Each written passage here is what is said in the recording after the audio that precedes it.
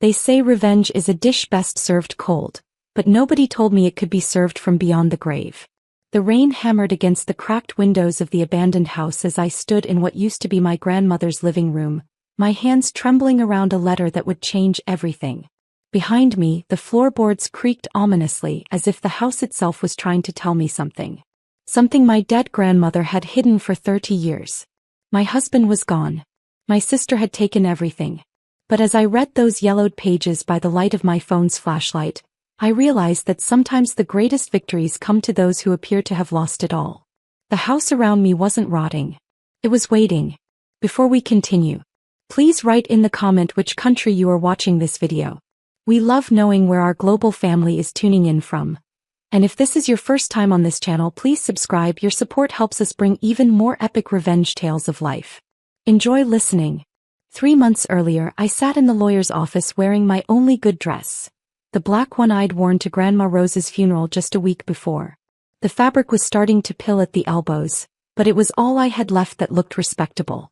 My sister Victoria glided in 20 minutes late, her designer heels clicking against the marble floor like a countdown to my doom. She looked perfect as always. Her blonde hair was styled in those effortless waves that cost more than my monthly grocery budget, and her cream-colored blazer probably cost more than my car. When she sat down, she didn't even look at me. Just pulled out her phone and started scrolling through what I assumed were congratulations messages about her latest promotion. "Sorry I'm late," she said without a trace of actual apology in her voice. Traffic was insane coming from downtown. I wanted to tell her that maybe if she'd left her penthouse apartment 5 minutes earlier, she wouldn't have been late to our grandmother's will reading. But I bit my tongue. I always bit my tongue when it came to Victoria. Mr. Hartwell, Grandma's ancient lawyer, cleared his throat and adjusted his wire-rimmed glasses. The man looked like he'd been practicing law since the Constitution was signed, and his office smelled like old leather and disappointment. "Ladies, thank you for coming." Rose Montgomery was very specific about how she wanted her estate divided. He opened a thick folder and pulled out several documents. "Victoria, as the elder granddaughter, you inherit the 3-bedroom apartment on Riverside Drive, along with all furnishings, jewelry, and the contents of her savings account, approximately $340,000. My heart sank, but I tried to keep my face neutral. Of course. Victoria got the apartment I'd grown up visiting every weekend, the place where Grandma had taught me to bake cookies and told me stories about our family. The apartment where I'd spent more time than Victoria ever had, because she was always too busy with her career and her perfect life. And Iris," Mr. Hartwell continued, and I looked up hopefully. Maybe there was something left for me. Maybe Grandma hadn't forgotten about me entirely. "You inherit the family house in Millbrook Village, along with all its contents and the surrounding 2 acres of land." Victoria snorted. "The old dump in the middle of nowhere? Grandma, you really saved the best for last, didn't you?" She was talking to the ceiling as if Grandma could hear her sarcasm from beyond the grave. My face burned with humiliation. The house in Millbrook Village was falling apart. I'd been there exactly once when I was 12, and even then it had been more ruin than residence. No running water, holes in the roof, and surrounded by nothing but fields and abandoned farms. It was worthless. "There's one more thing," Mr. Hartwell said and handed me a sealed envelope. "Rose specifically requested that Iris receive this letter, to be opened only when you first enter the Millbrook property." Victoria rolled her eyes. Probably instructions on how to tear it down safely. She stood up, smoothing down her skirt. "Well, this was fun. Iris, if you need help hauling junk to the dump, let me know. I might be able to recommend a good company." She left without even saying goodbye, leaving me sitting there with my envelope and my inheritance that felt more like a cruel joke. I should have known something was wrong when I came home that evening and found my husband Trevor packing his suitcase. Not just throwing clothes in a bag for a business trip. Really packing. With the kind of careful folding and organization that spoke of permanence. "Going somewhere?" I asked, trying to keep my voice light despite the dread that was settling in my stomach like a stone. Trevor didn't look up from his methodical packing. We'd been married for 8 years and I knew all his expressions. This was his difficult conversation face. The same one he wore when he had to fire employees or negotiate difficult contracts. "We need to talk," he said, and those 4 words hit me like a physical blow. I sat down heavily on our bed. Our bed that we'd picked out together at a furniture store during our second year of marriage, debating thread counts and firmness levels like they were the most important decisions in the world. The irony wasn't lost on me that he was now packing to leave from the very bed we'd chosen together. I've been doing some thinking, Trevor continued, and I don't think this marriage is working out. What do you mean it's not working out? The words came out sharper than I intended, but I felt like I was drowning. Trevor, we just inherited a house. We could fix it up, maybe use it as a vacation home or... Iris. He finally looked at me and I saw something in his eyes I'd never seen before. Not anger or sadness, but something worse. Pity. You inherited a shack in the middle of nowhere. Victoria got a luxury apartment in the city center and enough money to live comfortably for years. Do you see the difference? So this is about money? This is about ambition. This is about having a future. He zipped up his suitcase with a finality that made my chest tight. Victoria has direction. She has goals. She's going places. The room started spinning slightly. Victoria?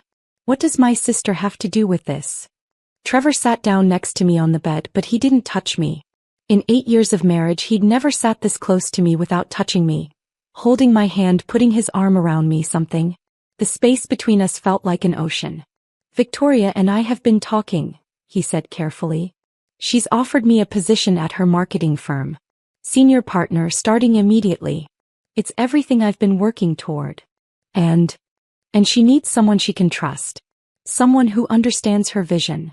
I stared at him, waiting for the punchline, waiting for him to tell me this was some elaborate joke. But his face remained serious, almost businesslike.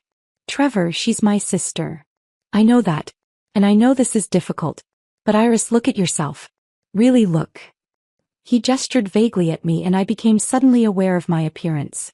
My hair was in a messy bun because I hadn't had time to style it before the lawyer's appointment. My good dress was wrinkled from sitting in the lawyer's office. My shoes were scuffed. You've given up, he continued. You work at that little bookstore making barely above minimum wage.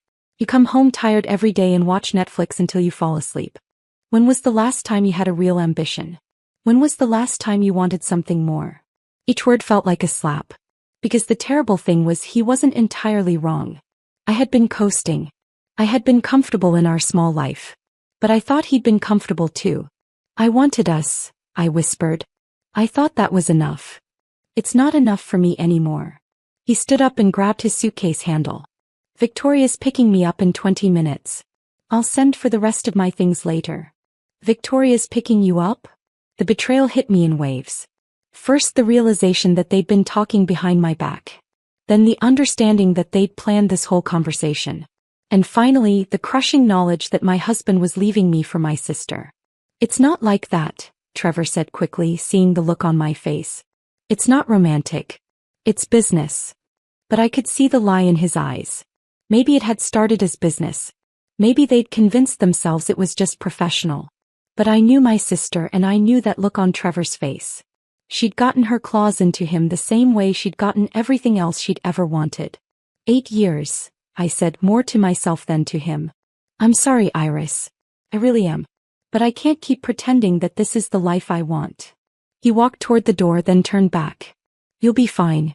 You've got your grandmother's house. Maybe a fresh start is exactly what you need. He left me sitting on our bed in our apartment that I wouldn't be able to afford on my own, staring at the empty closet space where his clothes used to hang. 20 minutes later, I watched from our bedroom window as Victoria's red BMW pulled up outside our building. Trevor walked out with his suitcase and his laptop bag, moving with the quick, efficient steps of someone who couldn't wait to start his new life. Victoria got out of the car to help him with his bags, and even from 3 floors up I could see her smile. The same smile she'd given me in the lawyer's office when she'd found out about my inheritance. The smile that said she'd won again. As they drove away together, I realized that my grandmother's house in Millbrook Village wasn't just my inheritance. It was my only option. I spent the next week in a haze of practical arrangements that felt like planning my own funeral. Giving notice at the bookstore where I'd worked for 5 years. Breaking the lease on the apartment Trevor and I had shared. Selling furniture I couldn't take with me to buy a used truck capable of making the 2-hour drive to Millbrook Village. The truck was a 15-year-old Ford with rust spots and a radio that only picked up AM stations, but it was mine. The first thing I'd owned outright since my college textbooks. There was something liberating about that, even if the liberation came wrapped in complete life collapse. The drive to Millbrook took me through increasingly rural landscape. First the suburbs gave way to small towns, then the small towns gave way to farmland, then the farmland gave way to something that looked like it had been abandoned by time itself. Empty fields stretched to the horizon, broken only by the occasional derelict barn or farmhouse with broken windows staring out like dead eyes. I'd called ahead to have the electricity turned on, but the phone company told me service to that address had been disconnected for over 20 years. No cell towers either. I was driving into what felt like another century. The GPS on my phone lost signal about 10 miles before Millbrook Village, leaving me to navigate by the hand-drawn map Mr. Hartwell had provided. Turn left at the dead oak tree. Continue past the abandoned gas station. When you see the stone bridge, you've gone too far. Millbrook Village turned out to be a generous description for what was essentially 3 buildings and a stop sign. There was a post office that looked like it had been closed since the Clinton administration, a general store with newspapers in the window that were yellow with age, and a diner that might have served food sometime in the 1990s. The house was 2 miles past the village, down a dirt road that seemed to exist mainly as a suggestion. My truck bounced and rattled over potholes that could have swallowed small cars, and tree branches scraped against the windows like fingernails on glass. When I finally saw it, I almost drove past without stopping. The house squatted in the middle of an overgrown field like something out of a horror movie. The roof sagged in the middle, and several of the windows were boarded up with plywood that had weathered to a gray that matched the storm clouds gathering overhead. The front porch tilted at an angle that suggested the foundation had given up trying to support it years ago. But it was mine. For better or worse, it was the only thing in the world that belonged to me. I parked the truck and sat for a moment listening to the engine tick as it cooled. There were no other sounds. No traffic, no neighbors, no signs of human life for miles in any direction. Just the whisper of wind through the tall grass and the distant rumble of thunder.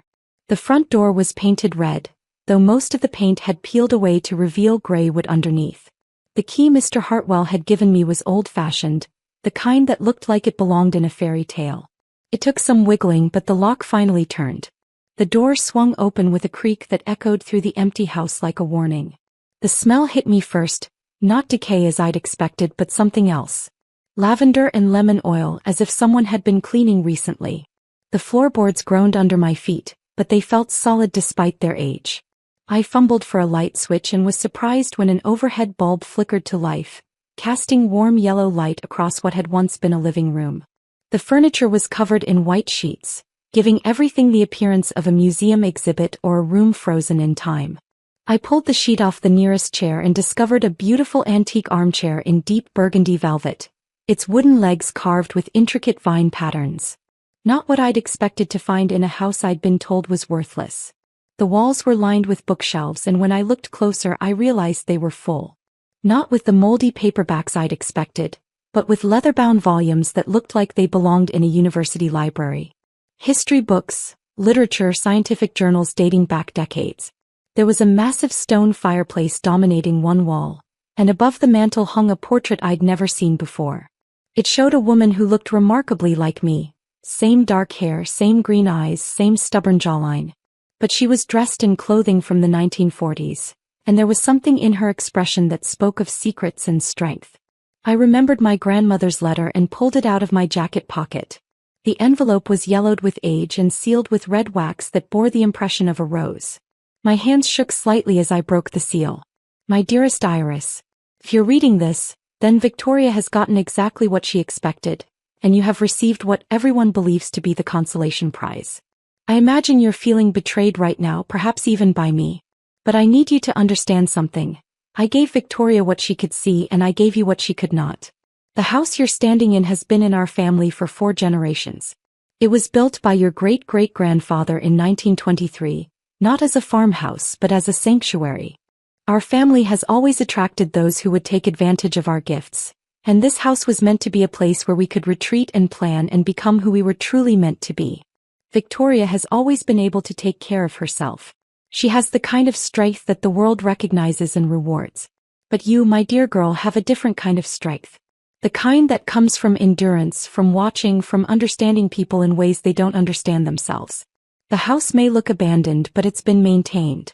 There's a trust that pays for utilities and upkeep, money Victoria knows nothing about because she never bothered to learn our family history.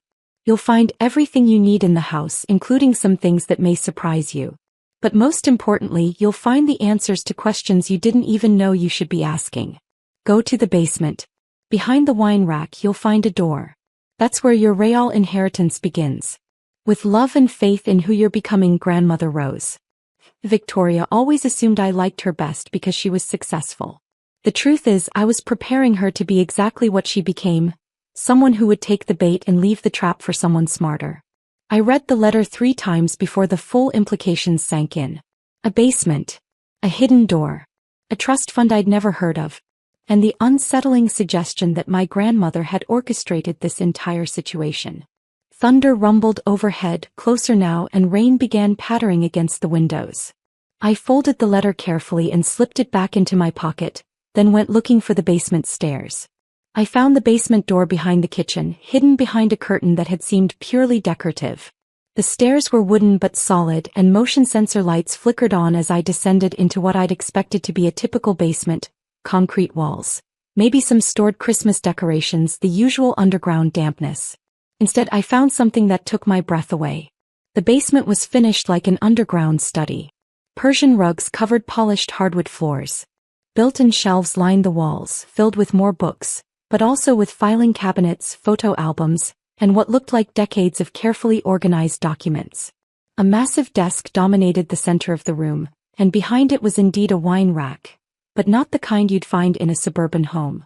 This wine rack was built into the wall and stretched from floor to ceiling, filled with bottles that looked like they'd been aging for decades. But when I examined it more closely, I could see that it was mounted on hinges. A hidden door, just as my grandmother's letter had promised. It took me several minutes to figure out the mechanism, but eventually I discovered that removing one specific bottle triggered a release that allowed the entire rack to swing inward, revealing a narrow room beyond. What I found in that hidden room made me sit down heavily in my grandmother's desk chair. The room was an office, but not just any office. This was the office of someone who had made it her business to know things. Filing cabinets lined 3 walls, each drawer meticulously labeled with dates and names. A computer, newer than anything else in the house, hummed quietly on a small desk. And covering the 4th wall was what could only be described as a conspiracy theorist's dream. A massive corkboard covered with photographs, documents, newspaper clippings, and colored string connecting various pieces of information. But this wasn't the work of someone chasing imaginary connections. As I got closer and began reading, I realized that my grandmother had spent decades documenting the lives and business dealings of people in our city. Politicians, business owners, social leaders, anyone with power and influence. And she hadn't just been collecting information randomly. She'd been building cases. I pulled down one of the files at random and found myself looking at a folder labeled Theodore Ashworth, City Planning Commission. Inside were dozens of documents. Photographs of Ashworth meeting with construction company executives, copies of bank records showing payments that didn't match his city salary, recorded conversations about zoning decisions being made in exchange for cash payments. Another file contained evidence that Judge Morgan had been taking bribes to influence custody decisions. Another documented a network of doctors who were prescribing unnecessary surgeries to boost their income. My grandmother had been running some kind of one-woman investigation operation for 30 years, and from what I could see, she'd never acted on any of the information. She just collected it, organized it, and waited. On the desk next to the computer was a handwritten note in my grandmother's careful script. Iris, the files are organized chronologically. Start with the most recent and work backwards. Everything you need to know about how to use this information is in the computer. The password is your birthday, month, day, year, no spaces. Trust your instincts. Trust your anger. And remember that sometimes the best revenge is simply giving people the truth they thought they could bury. Pose. I turned on the computer and entered my birthday. The desktop that appeared was organized with military precision. Folders labeled active cases, pending investigation, evidence archives, and distribution networks. But the folder that caught my attention was labeled Victoria and Associates. With trembling fingers I clicked it open. The file on my sister was massive, easily 3 times larger than any of the others I'd glimpsed. It started with her early career and went right up to the present day, documenting a pattern of behavior that made my stomach turn. Victoria hadn't just been successful in marketing.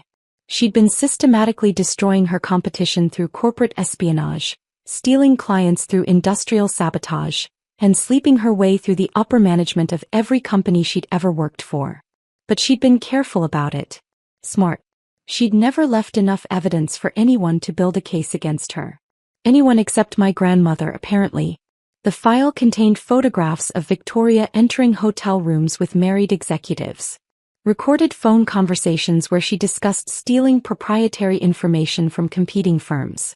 Bank records showing payments from shell companies that could be traced back to her rivals' business losses. But the section that made me feel sick was the one about Trevor. According to my grandmother's notes, Victoria had been cultivating Trevor for over 2 years. She'd started by accidentally running into him at business conferences. Then casual drinks to catch up and discuss my career concerns. Then longer conversations about his frustrations with his current job and his ambitions for the future. She'd played him like a violin and he'd never even realized it was happening. There were photos of them together at restaurants across town, always somewhere I'd never go, always when I thought Trevor was working late or attending client meetings. The file showed a timeline of their relationship that made it clear this hadn't been a sudden decision or a moment of weakness. Victoria had planned this. She'd identified Trevor as a useful asset, determined that taking him from me would serve her purposes, and executed a 2-year campaign to make it happen. But the worst part wasn't the betrayal itself. It was the reason behind it. According to a recorded phone conversation between Victoria and her business partner, she hadn't wanted Trevor for romance. She'd wanted him because she knew it would destroy me. Because she'd always resented that our grandmother seemed to favor me, and she'd wanted to make sure I had nothing left when the inheritance was divided. Iris has always been the family favorite, Victoria's voice said through the computer speakers, tinny but unmistakably hers. Rose always made time for her little projects and her quiet personality. But favorites don't mean anything in the real world. I want her to understand that being sweet and thoughtful gets you nothing. Taking Trevor will break her completely, and when she's broken, she'll disappear. Maybe move away, maybe just fade into the background where she belongs. Either way, she won't be around to make me look bad anymore. I listened to that recording 3 times, my hands clenched into fists so tight that my nails drew blood from my palms. My sister hadn't just stolen my husband. She'd set out to destroy my entire life as a deliberate strategy to ensure I wouldn't be a problem for her anymore. But as I sat in my grandmother's hidden office, surrounded by 30 years of carefully gathered secrets, I realized something that Victoria had never considered. I wasn't broken. I was free. Free from a marriage to a man who could be so easily manipulated. Free from trying to compete with a sister who saw life as a zero-sum game. Free from pretending that family meant something to people who viewed love as a weakness to be exploited. And I wasn't defenseless.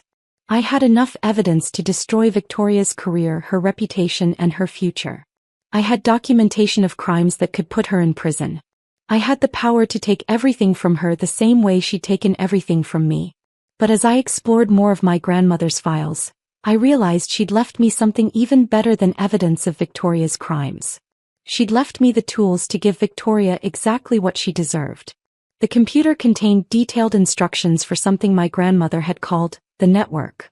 A carefully cultivated group of contacts in journalism, law enforcement, and business who had been waiting for years to receive the information she'd been gathering.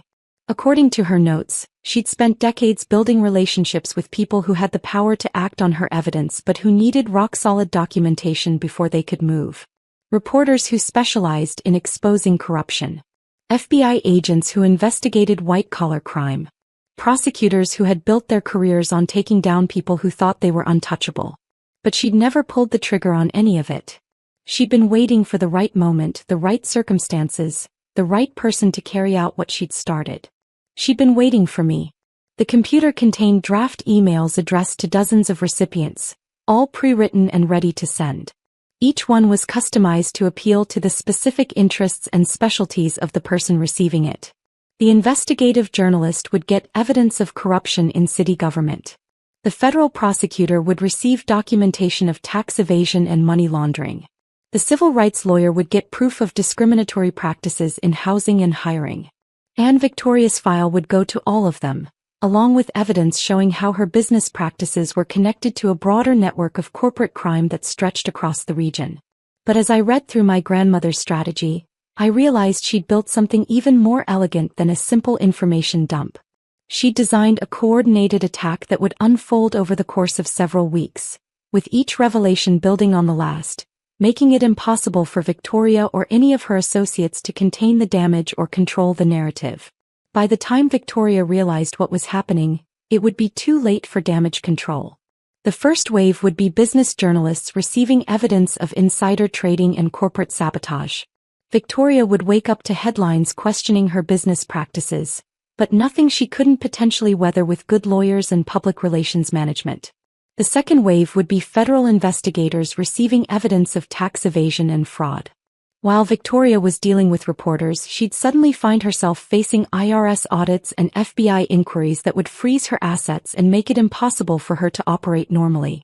The third wave would be local prosecutors receiving evidence of criminal activity that would result in actual charges being filed. By this point, Victoria would be financially paralyzed and facing serious jail time. And the final wave would be social media accounts and gossip bloggers receiving the personal information, the photos, the recorded conversations, the evidence of her systematic destruction of personal relationships.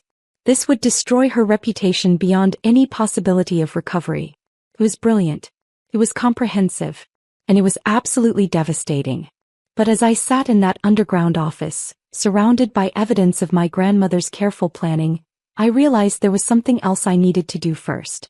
I needed to make sure Trevor understood exactly what he'd gotten himself into. The next morning, I drove back to town using a different route that took me past Victoria's building.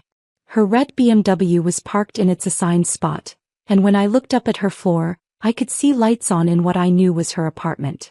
I parked across the street and called Trevor's cell phone. He answered on the third ring, sounding slightly out of breath. "Iris? Is everything okay?" "I'm fine. I wanted to talk to you about dividing some of our things. There are a few items I'd like to keep that have sentimental value." "Of course. That's very reasonable of you." He sounded relieved that I wasn't calling to beg him to come back or to scream at him about Victoria. "What did you have in mind? Could we meet for coffee? Somewhere neutral? I promise I'm not going to make a scene." There was a pause while he considered this. "Hey, how about that place downtown? Brewster's? Tomorrow at 2. "Perfect. And Trevor? Thank you for being civil about this. I know the situation is complicated." After I hung up, I spent the rest of the day preparing. I drove to the nearest city with a decent electronics store and bought a digital recorder small enough to fit in a purse. I also bought a new phone, a smartphone with a good camera and unlimited data plan. That evening, I called Victoria's office number. I knew she'd be working late. She always worked late when she was in the middle of a big project, and stealing someone's husband definitely qualified as a big project. "Victoria Montgomery, how can I help you?" "Victoria, it's Iris. I was hoping we could talk." Her voice immediately became guarded. "What about?" "About the inheritance. About Trevor. I think we need to clear the air." "Iris, I want you to know that Trevor and I know what you and Trevor are," I interrupted. "I'm not calling to fight about it. I'm calling because I want to make sure we can maintain some kind of relationship. You're my only family left." This seemed to surprise her. "You're not angry?" "I'm hurt. But I'm also realistic. Trevor made his choice and you made yours. Fighting about it won't change anything." I put as much resignation in my voice as I could manage. "I just don't want to lose my sister too." "That's actually really mature of you, Iris. I was wondering if maybe we could have lunch this week? Just the two of us. I'd like to hear about your new business partnership with Trevor. And I'd like to tell you about the house. It's actually not as bad as we thought." "Really? Really?" "Grandma apparently had a trust fund that's been maintaining it. It's actually quite charming in a rustic way. We arranged to meet for lunch on Friday at an upscale restaurant downtown. The kind of place Victoria loved because it made her feel important." After I hung up, I sat in my grandmother's living room and planned out the next few days in detail. Trevor would get his meeting tomorrow. Victoria would get hers on Friday. And by the following Monday, both of them would understand exactly what they'd done. But first I had to make sure they gave me everything I needed to bury them both. Brewster's Coffee was busy at 2 p.m. on a Wednesday, full of business people grabbing afternoon caffeine and students working on laptops. I chose a table near the back where we could talk privately, and I arrived 10 minutes early to set up my digital recorder and test the audio quality with the background noise. Trevor showed up exactly on time, looking uncomfortable but determined. He dressed carefully, not the casual clothes he usually wore for coffee dates, but not a full business suit either. He was trying to strike a balance between, I respect you enough to dress nicely, and, this isn't a business meeting. You look good, he said as he sat down across from me. The country air must agree with you. Thank you. You look successful. And he did. There was something different about the way he carried himself, a confidence that hadn't been there before. Being wanted by Victoria Montgomery had given him a glow of self-importance that was almost visible. We made small talk while he got his coffee, discussing the logistics of ending our lease and dividing up furniture. I let him take the lead, playing the role of the reasonable ex-wife who just wanted things to be fair and amicable. Iris, he said finally, leaning forward slightly, I need you to know that what happened between Victoria and me, it wasn't planned. I know, I lied, activating the voice recorder in my purse. I mean, we talked before. At family events, you know. But it was always just polite conversation. I never thought of her as anything other than your sister. What changed? Trevor ran his hand through his hair, a nervous gesture I'd seen thousands of times during our marriage. She started calling me for advice about business things. Marketing strategies, client management, stuff like that. She said she valued my opinion. That must have been flattering. It was. And then she started inviting me to industry events. Networking opportunities that she thought might help my career. You know how she's always been good at that kind of thing. I nodded, encouraging him to continue. We'd have drinks afterwards just to decompress and talk about the people we'd met. She's incredibly insightful about business relationships. She could read people in ways I never could. She's always been good at reading people. Exactly. And she started pointing out things about my career that I'd never considered. Opportunities one was missing, connections I should be making. She made me realize that I'd been thinking too small. He paused to take a sip of his coffee and I could see him weighing how much to tell me. Trevor, I'm not going to judge you for being ambitious. You know that, right? This seemed to relax him. She offered me the partnership about 6 months ago. First I said no. I thought it would be weird working with your sister.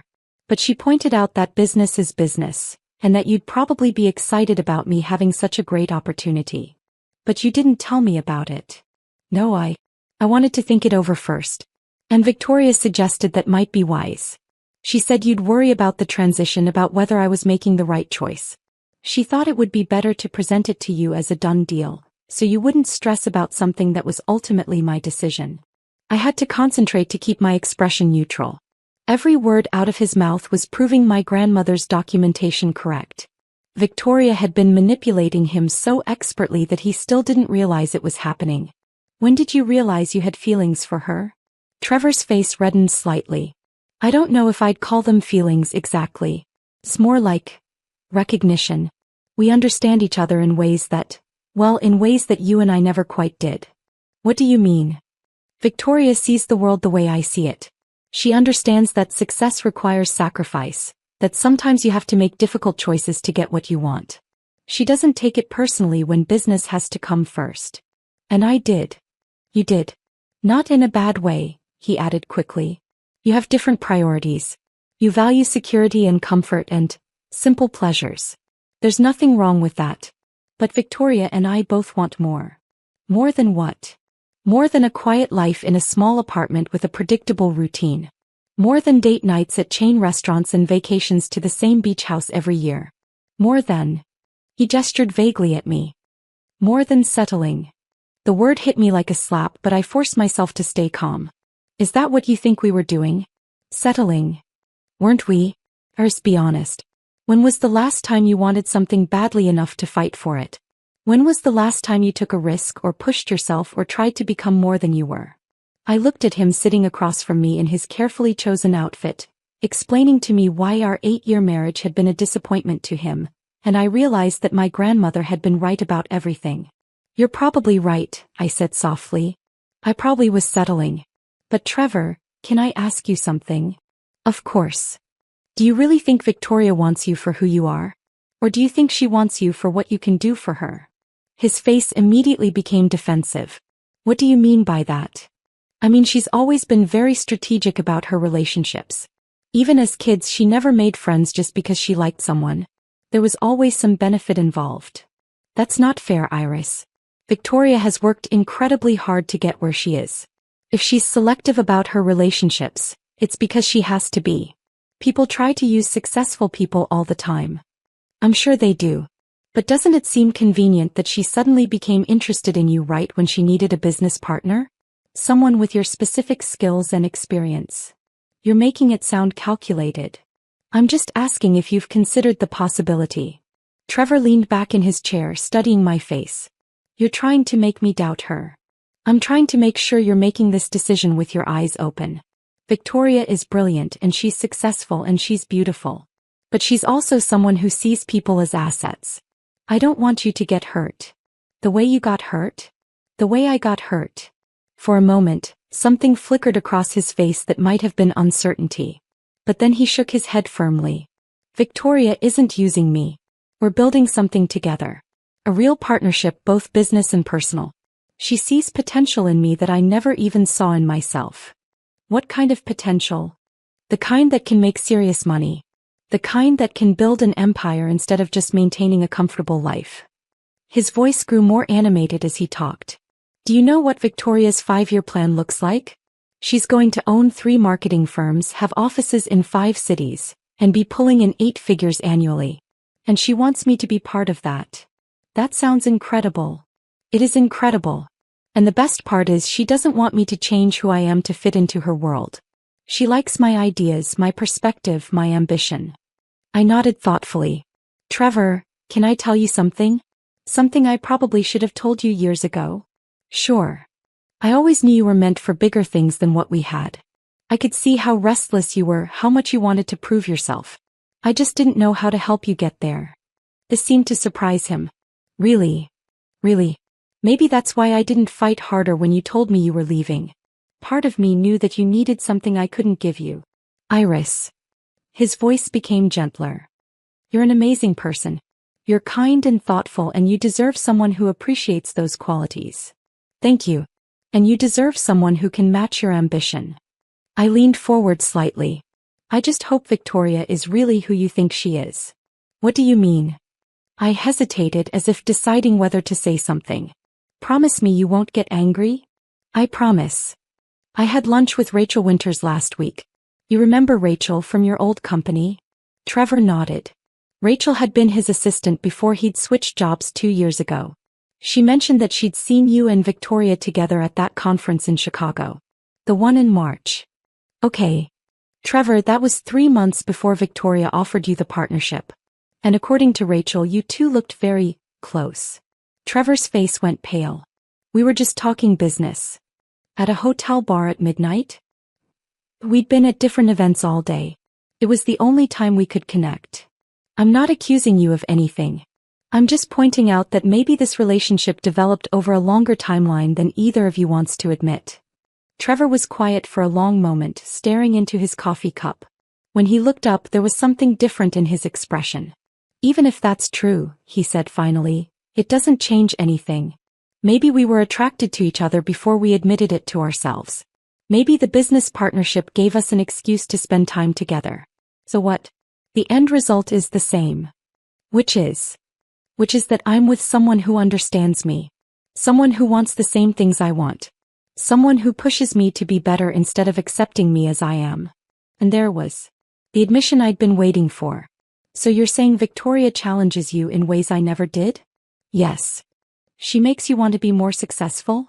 Yes. She's opened doors for you that I never could have opened? Iris, what are you getting at? I reached into my purse and turned off the recording device. I had everything I needed. I'm getting at the fact that you've just confirmed everything I suspected about why you left me for my sister. And I want you to know that I understand now. You do. I do. And I want you to be happy, Trevor. I really do. I stood up and gathered my purse. But I also want you to be careful. Victoria is very good at making people feel like they're special, like they're the only person who really understands her vision. Just make sure you're not confusing being useful with being loved. I left him sitting there looking confused and slightly worried, which was exactly how I wanted him to feel. Friday's lunch with Victoria was at Meridian, the kind of restaurant where entrees cost $50 and the waiters speak in hushed tones about wine pairings. Victoria had chosen it, of course, and she'd arrived early to secure the best table. One with a view of the city skyline that would remind anyone looking at us which sister had made it in the world. She was wearing a new outfit I'd never seen before, a cream-colored blazer that probably cost more than my monthly grocery budget, paired with jewelry that caught the light every time she moved. She looked like success personified, which was undoubtedly the point. "You look wonderful," she said as I approached the table, standing up to give me a brief hug that smelled of expensive perfume. "Country living really does suit you." "Thank you. You look incredible as always." We ordered drinks. Victoria chose a wine that required consultation with the sommelier, while I stuck with water, and spent the first few minutes discussing the menu and the restaurant's atmosphere. Victoria loved being seen in places like this, loved the subtle performance of being someone important enough to warrant the staff's attention. "So tell me about this house," she said once we'd ordered our food. "You said it wasn't as bad as we'd thought? It's actually quite charming. Grandma had it maintained through some kind of trust fund. All the utilities work, the structure is sound, and there's even internet now." "Internet in the middle of nowhere? Miracles never cease." "It's satellite internet, but it's fast enough for what I need." I took a sip of my water. "Actually, Victoria, there's something I need to tell you about the house.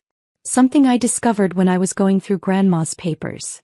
Her expression became more attentive. Victoria had always been interested in anything that might affect finances or property values. "What kind of something?" "Well, you know how we always thought Grandma was just a retired teacher living on her pension?" "Yeah. Apparently she had some investments we didn't know about. The trust fund isn't just for house maintenance. There's actually quite a bit of money involved." Victoria's fork stopped halfway to her mouth. "How much money?" "I'm still figuring that out. But from what I can see, she was much better with finances than we ever realized. The house isn't just a house, Victoria. It's part of a larger estate." "What do you mean?" I reached into my purse and pulled out a folder I'd prepared that morning. Inside were copies of some of the financial documents I'd found in my grandmother's basement, carefully selected to show significant assets without revealing the full scope of her operation. "Look at this," I said, spreading the papers between our plates. Investment accounts, property holdings, even some kind of consulting business she apparently ran. Victoria studied the documents with the focused intensity of someone evaluating a business opportunity. Her expression grew more interested as she realized the numbers she was seeing. "Iris, some of these accounts show six-figure balances." "I know. And you inherited all of this?" "Apparently. Along with the house." I paused, watching her face carefully. "Victoria, I feel terrible about this." "Terrible? Why?" "'Cause you should have gotten half. We're both her granddaughters. The fact that she left me everything and gave you just the apartment. It doesn't seem fair." Victoria's expression became very still. I could practically see her recalculating everything she thought she knew about our grandmother's estate. "What are you saying?" "I'm saying that maybe we should talk about redistributing things. I never expected any of this, and I know you had certain assumptions about how the inheritance would work out." "Assumptions?" "Well, you always said that Grandma clearly favored me. And you were right. But now that I see the full picture, I understand why you might have felt overlooked." Victoria set down her fork and leaned forward slightly. "How much money are we talking about, Iris?" "Total? I'm not sure yet. I'm still finding accounts and documents. But conservatively, probably close to $2 million. The number hit her like a physical blow. I watched her face cycle through surprise, anger, and calculation in the space of about 10 seconds. $2 million. At least. Maybe more. And Grandma left all of it to you. She left all of it to whoever inherited the house. I don't think she expected there to be so much difference in our inheritances." This was of course a complete lie. But it was exactly the kind of lie Victoria would want to believe. The kind that made her feel like she'd been cheated rather than outmaneuvered. "So what are you proposing?" she asked carefully. "I'm proposing that we split everything 50-50, the way it probably should have been from the beginning. You can keep the apartment, I'll keep the house, and we'll divide the financial assets equally. Victoria was quiet for a long moment, her business-trained mind clearly working through the implications. That's very generous of you, she said finally. You're my sister. Family is more important than money. But there would need to be legal documentation. Property transfers, account changes, that kind of thing. Of course. I wouldn't expect you to just trust my word. And we'd need to do a complete audit of all the assets before we divide anything. Make sure we have the full picture. Absolutely. I want everything to be fair and transparent. Victoria nodded slowly. When were you thinking we'd start this process? Well, that depends. I know you're busy with your new business venture. Her expression became slightly guarded. Trevor told you about the partnership? He mentioned it. I think it's wonderful that you two found each other. Professionally, I mean. It is just professional, Iris. I want you to know that. I know. Trevor explained the whole situation to me. How you've been helping him network, how the partnership opportunity developed naturally from your professional relationship. I took another sip of water. It's actually very smart business strategy. What do you mean? Well, Trevor has exactly the kind of experience and connections your firm needs to expand.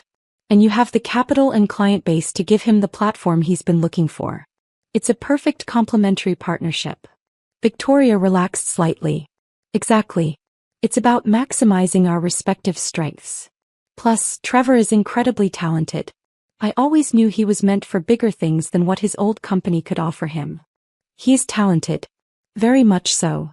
And I'm sure having someone he can trust completely makes the business side much easier to navigate. It does. Trust is so important in business relationships. You need to know that your partner has your back, that they're not going to take advantage of your vulnerabilities or use your personal information against you. Something flickered in Victoria's expression, but she nodded in agreement. Absolutely. Business partnerships require complete honesty and mutual respect. I'm so glad Trevor has found that with you. He deserves to work with someone who appreciates his value. We finished lunch discussing logistics for the inheritance redistribution, with Victoria insisting on several layers of legal oversight and financial auditing. I agreed to everything she suggested, knowing that none of it would ever actually happen. As we were leaving, Victoria turned to me with an expression that might have been genuine affection. Iris, I want you to know that I really appreciate how you're handling all of this. The inheritance, the situation with Trevor, everything. I know it can't be easy. It's not easy, but it's right. And sometimes doing the right thing is more important than protecting your own feelings. I've always admired that about you. Your sense of fairness. I've always admired your ambition. Maybe we can learn from each other. She smiled, the first genuinely warm smile she'd given me in years. And for a moment I almost felt guilty about what I was planning to do to her. Almost. That weekend I drove back to the house in Millbrook Village and spent 2 days in my grandmother's basement office, preparing for what she had called the distribution. I read through every file, studied every piece of evidence, and familiarized myself with every contact in her network. The computer contained detailed profiles of everyone who would be receiving information. Jonathan Hayes, investigative reporter for the Herald Tribune, who had been trying to expose corruption in city government for 15 years. Agent Sarah Bennett with the FBI's white-collar crime division, who specialized in complex financial fraud cases. District Attorney Michael Gray, who had built his career prosecuting people who thought wealth made them untouchable. Each of them had been waiting years for exactly the kind of evidence my grandmother had collected. They knew she had information, but she'd never given them enough to act on. She'd been waiting for the right moment, the right circumstances, the right motivation. She'd been waiting for someone who had nothing left to lose. I spent Sunday evening customizing the email drafts, adding the recordings I'd made of Trevor and Victoria, and including additional context about their recent actions. By the time I was finished, I had assembled a comprehensive case that would be impossible to ignore or discredit. But before I pulled the trigger on my grandmother's plan, I needed to make one final preparation. I needed to disappear. Monday morning, I drove to the nearest city and opened 3 new bank accounts at different institutions. I transferred my modest savings into these accounts, along with the small amount Trevor and I had shared in joint accounts. It wasn't much, but it would be enough to survive on while the chaos unfolded. Then I went shopping. Not for clothes or furniture but for supplies. Non-perishable food, batteries, a generator, extra fuel for my truck. Everything I'd need to live comfortably at the house without having to venture into town for several weeks. I also bought a new laptop, a portable printer, and several prepaid cell phones. I wasn't paranoid, but I also wasn't naive. Once Victoria realized what was happening, she'd try to retaliate, and I wanted to make sure she couldn't reach me until the dust settled. By Tuesday evening, I was back at the house, completely stocked and ready to begin. I ate dinner by candlelight, not for ambience, but to test my ability to function without modern conveniences if necessary. Then I went down to the basement office and began the final review of my grandmother's plan. Everything was perfect. Every piece of evidence was documented and verified. Every recipient was primed and ready to act. Every timeline was calculated to maximize damage while minimizing Victoria's ability to respond effectively. The only thing left was to decide when to start. I chose Wednesday at 3 a.m. Early enough that most people would see the emails first thing in the morning, late enough that Victoria would be asleep and wouldn't have any warning before her world began to collapse.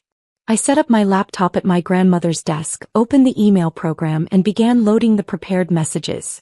43 emails total, going to journalists, law enforcement officers, prosecutors, regulatory officials, and business competitors. Each one carefully crafted to appeal to the specific interests and motivations of its recipient. At 2:55 a.m. I sat back and looked around the basement office that had become my command center. My grandmother's portrait looked down at me from where I'd moved it to hang above her desk, her expression enigmatic but somehow approving. "This is for both of us, Grandma," I said quietly. At exactly 3 a.m. I clicked send all. I slept until almost noon on Wednesday, which was the most peaceful sleep I'd had in months. When I finally woke up, I made coffee and breakfast, then settled in to monitor the early responses. The first email I received was from Jonathan Hayes at the Herald Tribune, time-stamped at 6:47 a.m. "This is incredible. Are you available for a phone interview this afternoon? We can run this as front page tomorrow if you can verify some additional details. Hayes." The second was from Agent Sarah Bennett, sent at 7:23 a.m. "Ms. Montgomery, the financial documents you've provided require immediate investigation. I'll need to speak with you as soon as possible. Please call my direct line. Bennett." By 2 p.m., I had received responses from 31 of the 43 recipients, all expressing urgent interest in the information I'd provided. Several were already requesting follow-up interviews or additional documentation. But the response I was most interested in came at 3:17 p.m., from Victoria herself. She called my old cell phone number 14 times and left 7 increasingly frantic voicemails. When those went unanswered, she'd apparently gotten my new number from Trevor and tried that as well. Finally, she'd resorted to email. "Iris, I need to talk to you immediately. There are some serious problems with your inheritance situation that require immediate attention. Please call me as soon as you get this message. Do not talk to anyone else about the estate until we can discuss this. Victoria." I deleted the email without responding. By evening, the first news articles were already appearing online. Nothing about Victoria yet. Those stories would take more time to investigate and verify.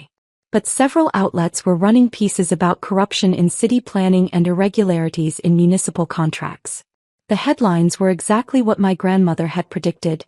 "New evidence suggests systematic corruption in city development projects," and "FBI launches investigation into planning commission contracts." Wednesday evening, Victoria called 17 more times. Thursday morning brought the second wave of articles, and these were bigger. The Herald Tribune ran Jonathan Hayes' investigation as their front-page story. "Multi-million-dollar tax evasion scheme uncovered in local business community." The article didn't mention Victoria by name, but anyone in the business community would recognize the companies and practices being described. More importantly, the article mentioned that federal investigators were already looking into the allegations, which meant Victoria would be hearing from the FBI very soon. Thursday afternoon, my old neighbor called to tell me that there had been some kind of official-looking people at my old apartment building, asking questions about Trevor and me. Federal agents, most likely, doing preliminary interviews as part of their investigation. Thursday evening, Trevor called me for the first time since our coffee meeting. "Iris, what the hell is going on? I'm not sure what you mean. I mean the FBI showed up at Victoria's office today asking questions about her business practices. I mean there are reporters calling her clients asking for statements about some kind of investigation. I mean her accountant called in a panic because the IRS wants to audit 3 years of tax returns. That sounds stressful. Stressful? Iris, they're treating her like she's some kind of criminal. They asked me questions about insider trading and money laundering. They wanted to know about shell companies and offshore accounts. Do shell companies and offshore accounts have something to do with Victoria's business? No, of course not. But they seem to have information suggesting otherwise. Very specific information. What kind of information? The kind that could only come from someone with access to her private files and personal communications. I was quiet for a moment, letting him work through the implications. Trevor, are you suggesting that someone Victoria trusted betrayed her confidence? I'm suggesting that someone is trying to destroy her, and the timing is awfully convenient. Convenient how? Convenient that this is all happening right after she offered to split an inheritance with you. Convenient that you've suddenly become very understanding about our relationship. Convenient that you seem remarkably calm about everything that's happening. I am calm. I found out that the woman who stole my husband has been running a criminal enterprise for years. Why wouldn't I be calm about that getting exposed? She didn't steal me and she's not running a criminal enterprise. Really? Because the FBI seems to think otherwise. Trevor was quiet for a long moment. When he spoke again, his voice was different. Smaller. Iris, please. If you know something about what's happening, you need to tell me. She's not handling this well. What do you mean? I mean she's been awake for 36 hours straight trying to figure out where this information came from. She's convinced that someone has been spying on her, monitoring her communications, maybe even breaking into her apartment. Has someone been doing those things? I don't know. But she's acting like she's under siege. She's not eating, she's not sleeping, she's just pacing around making phone calls to lawyers and accountants and trying to figure out how to stop this. Trevor, if Victoria hasn't done anything wrong, then she has nothing to worry about. The truth will come out. And if she has done things wrong, then she'll face the consequences. Just like anyone else would. Iris, I know you're angry about what happened between us, but... Trevor, I interrupted. I want you to think very carefully about what you're asking me. You want me to help protect someone who systematically destroyed my life as part of a calculated business strategy. Someone who stole my husband because she thought it would be fun to see how much damage she could do to her own sister. Someone who has apparently been breaking federal laws for years. She didn't destroy your life. Didn't she? I lost my husband, my home, my sense of security, and my relationship with my only family member. What would you call that? She gave you an opportunity to build something better. I almost laughed. Is that what she told you? That she was doing me a favor? She said you'd been stuck in a life that was too small for you. She said maybe losing some of the things that were holding you back would help you discover what you were really capable of. And you believed that? I wanted to believe it. Because it made it easier to justify what you were doing? Trevor didn't answer, which was answer enough. Trevor, I need you to understand something. Victoria didn't give me an opportunity. She gave me a motivation. There's a difference. What do you mean? I mean that everything that's happening to her right now is the direct result of choices she made. I didn't create the evidence against her. I just made sure the right people saw it. The line was quiet for so long that I wondered if he'd hung up. You did this, he said finally. I delivered justice. There's a difference. Iris, you need to stop this. Whatever you've set in motion, you need to stop it before it goes too far. I can't stop it, Trevor. It's not mine to stop anymore. It belongs to federal investigators and prosecutors and journalists. It belongs to the legal system. Please. No. I hung up and turned off the phone. Friday morning brought the headlines I'd been waiting for. Local marketing executive under federal investigation for complex fraud scheme. Victoria Montgomery, rising star or criminal mastermind? The fall of a success story. How ambition became corruption. The articles contained everything. The financial fraud, the corporate espionage, the systematic destruction of competitors, the network of corrupt business relationships that stretched across the region. But more than that, They contain the personal details that would destroy her reputation beyond any possibility of recovery. The photos of her with married executives. The recorded conversations about stealing clients and destroying competitors. The evidence of her 2-year campaign to steal Trevor from me as part of a deliberate strategy to eliminate what she saw as competition within our own family. By Friday afternoon, Victoria's business partnership with Trevor had been dissolved. Her clients were terminating their contracts. Her assets were frozen pending federal investigation.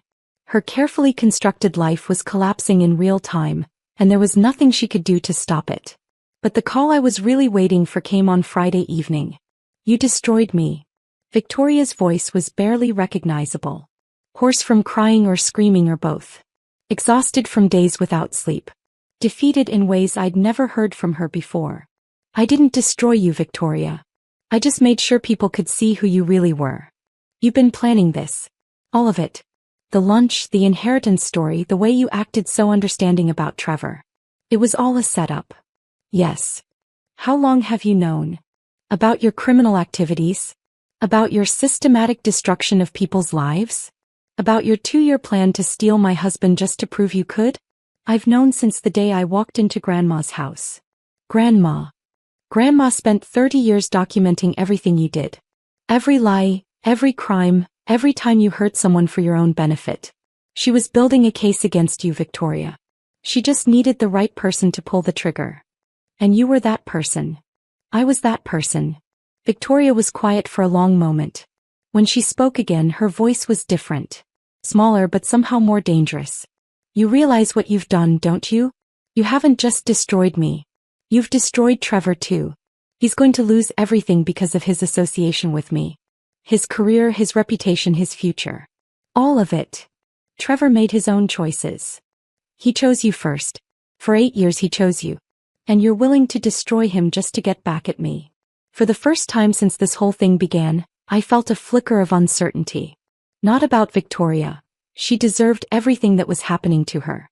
But Trevor had been manipulated. He'd been stupid and weak and easily influenced, but he hadn't been the architect of his own betrayal. "Trevor will survive this," I said finally. "He's talented and hardworking.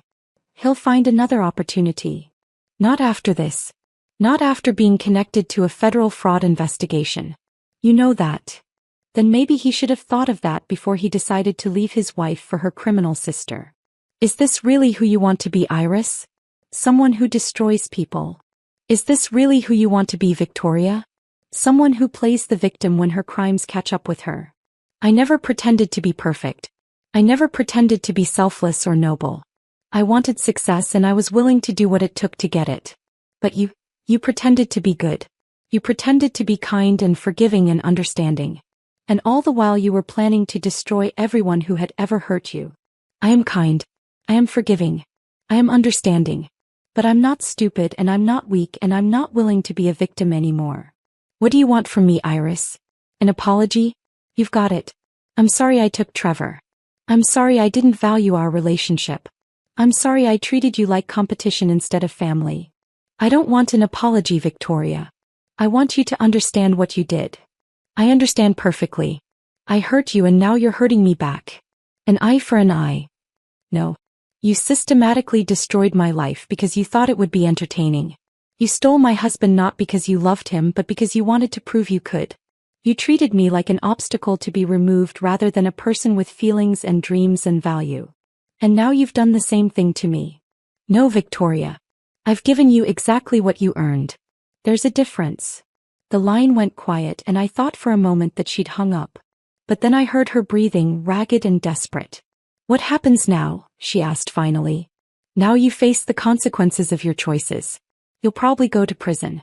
You'll definitely lose everything you built through crime and manipulation.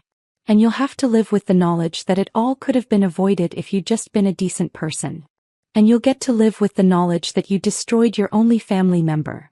No, Victoria. I'll get to live with the knowledge that I finally stood up for myself. That I finally refused to be a victim. That I finally fought back against someone who had spent years hurting me and other people. You sound just like me. No. I sound like someone who learned from you. There's a difference. This time she did hang up. 6 months later, I was sitting in my grandmother's living room, watching the sunset through windows that no longer seemed cracked and desperate. The house had undergone what could only be called a transformation. Not through major renovations, but through the simple act of being lived in by someone who saw its potential rather than its problems. I'd had the roof repaired and the plumbing updated. I'd painted the interior walls in warm colors that complemented the original woodwork. I'd planted a garden in the overgrown field, and I'd learned to appreciate the silence that had once felt so intimidating. But more than that, I'd discovered something about myself that I'd never known was there. I was good at being alone. I was good at taking care of myself. I was good at building a life that didn't depend on other people's approval or validation. Victoria had been sentenced to 4 years in federal prison for tax evasion, money laundering, and conspiracy. Trevor had avoided criminal charges, but his career in marketing was over. He'd moved to another state and was working as a sales manager for a small company that had never heard of Victoria Montgomery. He'd called me once, about 3 months after Victoria's sentencing. "I want you to know that I understand now," he'd said. "What she did to you. What she was doing to me. I see it clearly now. I'm glad. I also want you to know that I don't blame you for what happened to her. She made her own choices. She did. But I do blame you for what happened to me." This had surprised me, though perhaps it shouldn't have. "What do you mean?" "I mean, you could have found a way to destroy her without destroying me too. You chose not to. You chose to get involved with a criminal, Trevor. I didn't make that choice for you. You knew what would happen to me when her empire collapsed. You knew I'd lose everything. And you did it anyway." "Yes, I did." "Why?" I'd thought about this question for months, and I'd finally arrived at an answer that satisfied me. Because you needed to learn that actions have consequences. Because you needed to understand that the person you hurt when you left me was a real person with feelings and value, not just an obstacle to your ambition. Because you needed to experience what it felt like to have someone you trusted destroy your life for their own benefit. And now I have. And now you have. Do you feel better? I feel complete. He'd hung up without saying goodbye, and I'd never heard from him again. 2 years after I first walked into my grandmother's house, I was sitting at her desk in the basement office, working on what had become my new career. It turned out that having access to 30 years of investigative files and a network of contacts in law enforcement and journalism was incredibly valuable to people who needed help exposing corruption and fraud. I'd become a private investigator specializing in white-collar crime, helping people who had been victims of the kind of systematic manipulation and abuse that Victoria had practiced. I was good at it, partly because I understood how people like Victoria operated, and partly because I had no tolerance for people who used their power to hurt others. The house had been completely transformed, not just through physical improvements but through purpose.